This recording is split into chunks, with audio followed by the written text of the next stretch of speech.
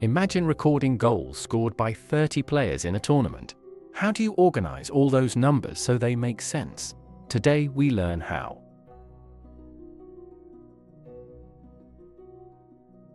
Ungrouped data is raw data listed individually, just as collected. Group data is when we organize numbers into classes or intervals to see patterns clearly.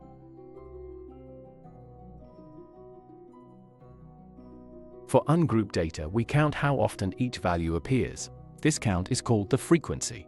Think of it like sorting mangoes by size at the market.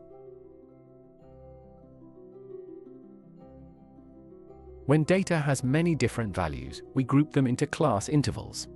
Each interval covers a range. The class width is upper boundary minus lower boundary.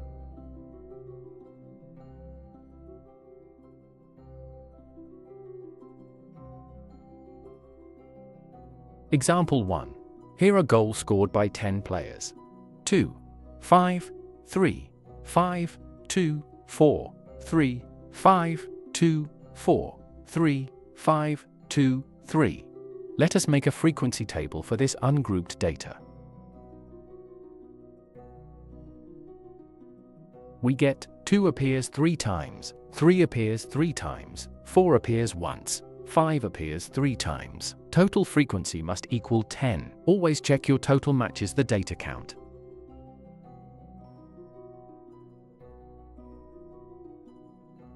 Example 2. 15 students scored these marks. The values range from 45 to 91. We group them into class intervals of width 10, starting from 40.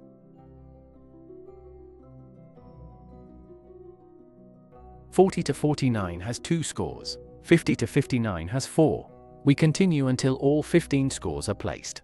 Notice the total frequency is still 15.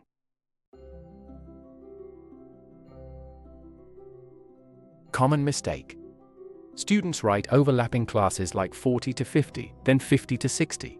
Where does 50 go? Classes must never overlap. Use 40 to 49, then 50 to 59. Remember UGT. Ungrouped is raw, grouped uses intervals, and total frequency always equals your data count. Check your total every time in exams. Subscribe to Ovasaabi for more lessons. Visit ovasaabi.com for notes and past questions. See you next time.